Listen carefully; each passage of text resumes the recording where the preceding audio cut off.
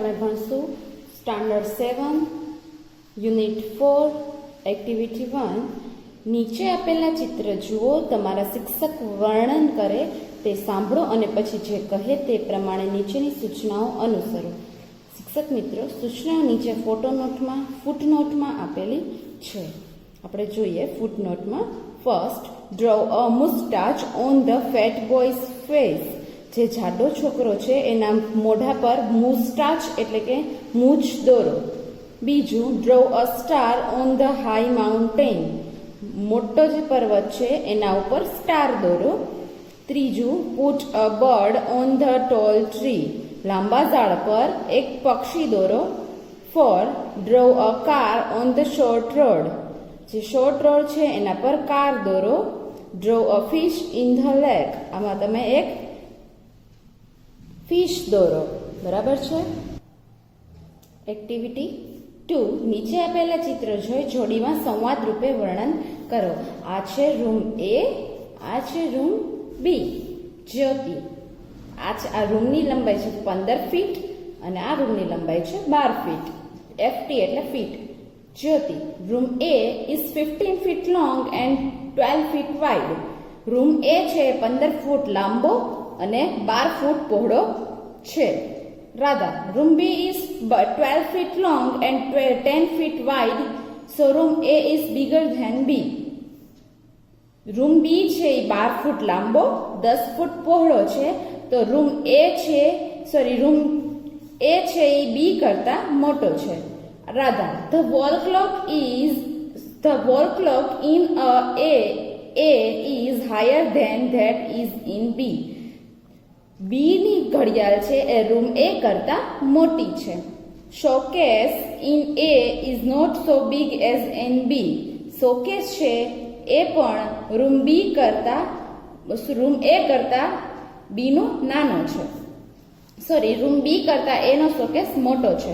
Jyoti, look at the chair. બંનેની chair જુઓ. The chair in room A is costlier than in room B. Room એની chair છે એ room B ની chair કરતા મોંઘી છે. Radha, feng shui is shorter than statue of god. જો હવે આમાં જે ચિત્ર છે ફાંગશુઈ એ ભગવાનના ચિત્ર કરતા કેવું છે? નાનું છે. બરાબર છે. સરખી વસ્તુઓ કઈ છે ઘરમાં? તો કે ટીવી છે, પછી શું છે? ચેર છે, પછી શું છે? વોચ છે અથવા તો ક્લોક છે. બરાબર. હવે શું જોઈશું આપણે? અને બેન્ચ છે, સોરી. ઓકે. હવે સરખી ન હોય તો કે ક્લોક સરખી નથી, પછી શોકેસ સરખો નથી. બરાબર છે. પછી શું સરખું નથી? બીજું તો કે સ્ટેચ્યુ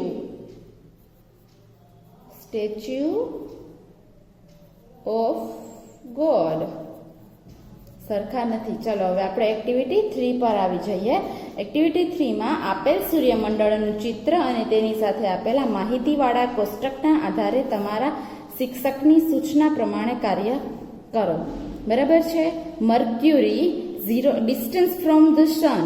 મર્ક્યુરી જે છે એનું સૂર્યથી કેટલું અંતર છે? તો કે 0.39.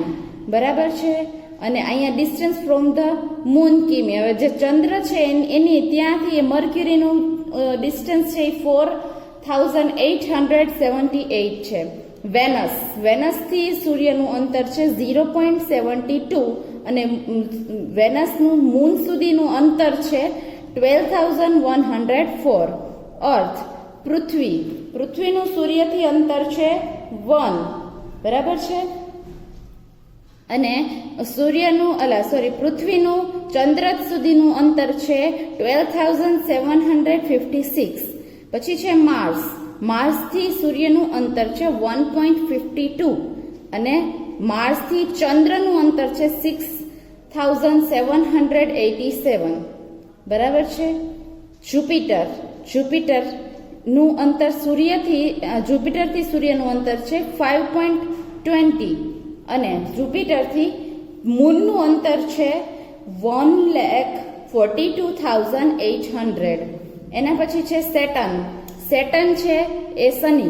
શનિનું અંતર સૂર્યથી છે 9.54 અને શનિથી ચંદ્રનું અંતર છે 1,20,000. બરાબર છે. અને યુરેનસ અને નેપચ્યુન જે છે અત્યારે અવસ્થામાં નથી, એટલે કે હવે આ બે ગ્રહો જે પૃથ્વીના 9 ગ્રહો હતા એમાંથી આ બંને ગ્રહો જે છે એ છૂટા પડી ગયા છે, જેનાથી એનું હવે અસ્તિત્વ રહ્યું નથી. બરાબર છે. ખાલી જગ્યા જોઈએ. The Venus is bigger than the ખાલી જગ્યા. વેનસ છે, વેનસ ક્યાં છે? એ કોના કરતા વધારે છે? તો કે અર્થ કે મર્ક્યુરી. કોના કરતા? તો કે મર્ક્યુરીથી. બરાબર છે. અર્થ તો જેવડું જ લેખાય છે એટલે લખવાનું મર્ક્યુરી. એના પછી છે ખાલી જગ્યા ઇઝ સ્મોલર ધેન ખાલી જગ્યા. તો શું આવશે? ખાલી જગ્યા ઇઝ સ્મોલર ધેન શું આવશે? Venus is smaller than Mercury is smaller than Venus. Which planet is farther from the sun? The Jupiter or the Saturn? કયો છે સનના પિતા? કયા છે સૂર્યના પિતા? તો કયા? Saturn. Which planet is bigger than the Saturn? Saturn કરતા પણ કયો છે? તો કે જુપિટર. તમને ચિત્રમાં જ દેખાય છે. કયો છે? Jupiter. Which planets have higher temperature in the Mars? કયું પ્લેનેટ સૌથી વધારે હોય? તો કે જેની બાજુમાં સૂર્ય હોય એ, તો કે મર્ક્યુરી. બરાબર છે. ચાલો નેક્સ્ટ પેજ પર આવી જઈએ આપણે. Activity 4, enjoy the story. Story the prince and his friends. Sohan Sen was a prince. He had 3 friends. Longer legs, sharper eyes and bigger belly. They had special powers. Sohan Sen નામનો એક રાજકુમાર હોય છે. તેને 3 મિત્રો હોય છે. એકનું નામ હોય છે લોંગર લેગ્સ, બીજાનું નામ હોય છે શાર્પર આઈઝ અને ત્રીજાનું નામ હોય છે બિગર બેલી. બરાબર. અને ત્રણેય પાસે સ્પેશિયલ પાવર હોય છે. બરાબર છે. હવે આપણે વાર્તાને સરસ રીતે સાંભળીએ. ઇન ધેટ લેન્ડ, આ જમીન પર, another king had a beautiful princess. આ જમીન પર એક રાજાને એક સુંદર રાજકુમારી હોય છે. Many young princess hoped to marry her. ઘણા બધા રાજકુમારો તેની સાથે લગ્ન કરવા ઈચ્છે છે. But the king her father did not want his daughter to marry at all.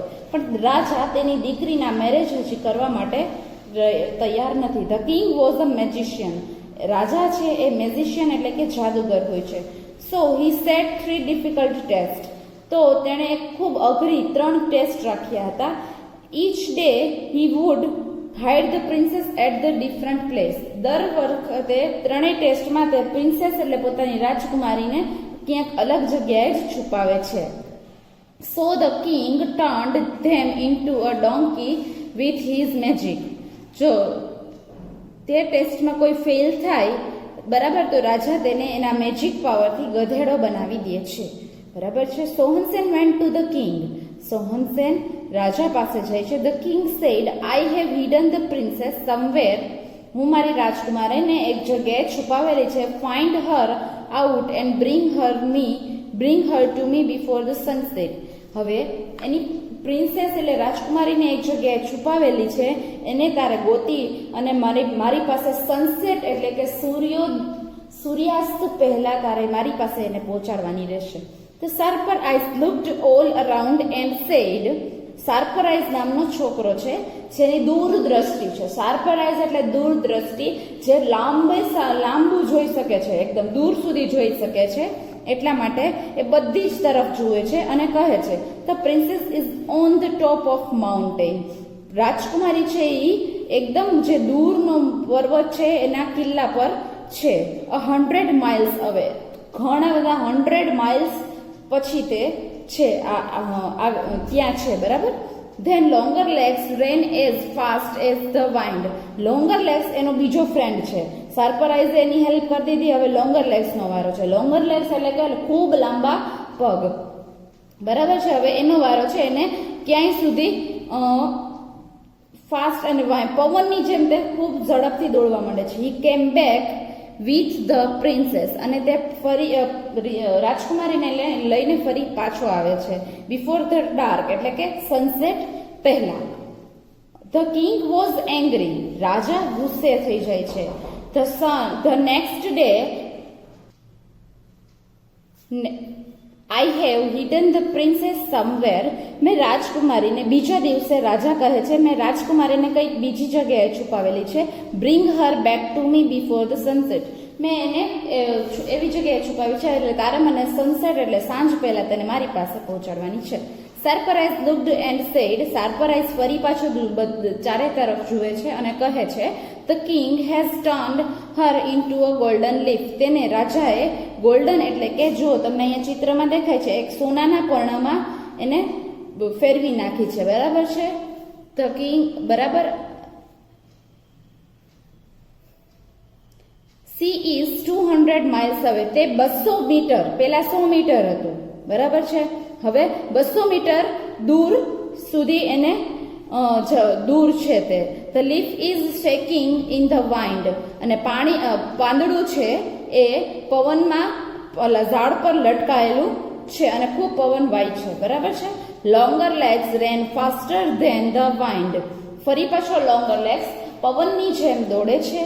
He came back with the princess before nightfall, રાત પડે એ પહેલા, નાઇટ ફોલ એટલે રાત પડે એ પહેલા રાજકુમારીને પાછી લઈને આવે છે. અને કિંગ ફરી પાછો એંગ્રી થઈ જાય છે એટલે કે ગુસ્સે થઈ જાય છે. ધ કિંગ વોઝ એંગ્રીયર એટલે ગુસ્સે થઈ જાય છે. ઓન ધ થર્ડ ડે, હવે ત્રીજો દિવસ. 3 દિવસની ટેસ્ટ હતી, એમાં 2 દિવસ પૂરા થઈ ગયા છે. હવે ત્રીજા દિવસમાં આવીએ છીએ. On the third day the king said come with the princess before sunset, હવે ફરી પાછી એની જ વાત કહે છે કે તારે રાજકુમારીને સનસેટ એટલે કે સૂર્યાસ્ત પહેલા ઘરે લઈ આવવાની છે. Again Surprise looked all around and said, Surprise ફરી પાછું ચારે તરફ જુએ છે અને કહે છે the princess is quite closer, princess છે તે હવે સાવ નજીક છે. ક્વાઇટ ક્લોઝર એટલે સાવ નજીક છે. વેરી ક્લોઝ, નિયરર એટલે સાવ નજીક છે. She is at the bottom of very deep lake, તેને એક જે તળાવ હોય છે એની અંદર, ઊંડું તળાવ છે એની અંદર એને રાખેલી છે. The king has turned into a silver fish, એને એક સિલ્વર ફિશ એટલે કે સોનેરી માછલીમાં ફેરવી દીધી છે. The 4 friends went to the lake, ચારેય મિત્રો લેક એટલે તળાવ પાસે જાય છે. Now it is my turn, Big Belly કહે છે. કોણ કહે છે આવું? બિગ બેલી એટલે શું? મોટું પેટ હોય ને એને બિગ બેલી કહેવાય. બરાબર છે. He started to drink water, તે પાણી પીવાનું ચાલુ કરે છે. તમને ચિત્રમાં પણ દેખાય છે. બરાબર છે. હી ડ્રેન્ક એન્ડ ડ્રેન્ક, તે પાણી જ પીધા કરે છે. The lake was almost empty, પાણી એને એટલું પાણી પીવે છે જેનાથી તેને એમ્પ્ટી એટલે કે તળાવ છે મોટા ભાગનું ખાલી થઈ જાય છે.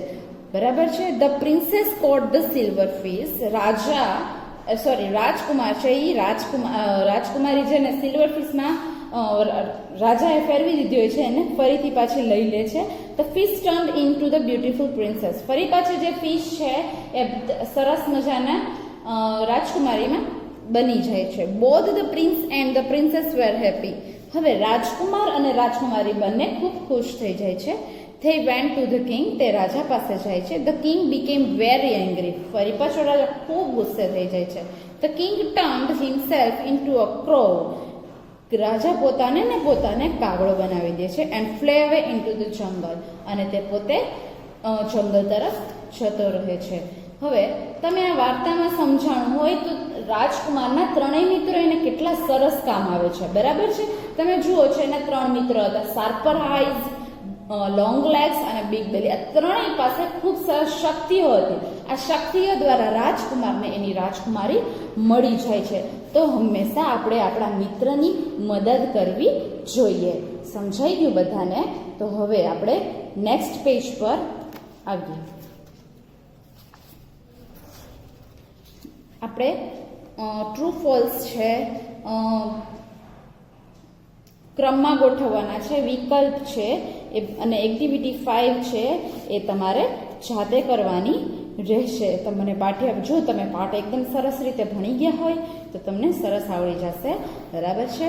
તો જે હું ટીક કરું છું તે તમારે તમારી પાકી નોટમાં લખવાની રહેશે. એના પછી આપણે આવીએ એક્ટિવિટી 6માં. સ્વપ્નિલ એન્ડ ગીતાંશ પોતાના વજન ઊંચાઈ વગેરે માપે છે, પોતાની રીતે નોંધે છે. વિગતો પરથી તેવા કેવા સંવાદ કરે છે તે જોઈએ. બરાબર છે?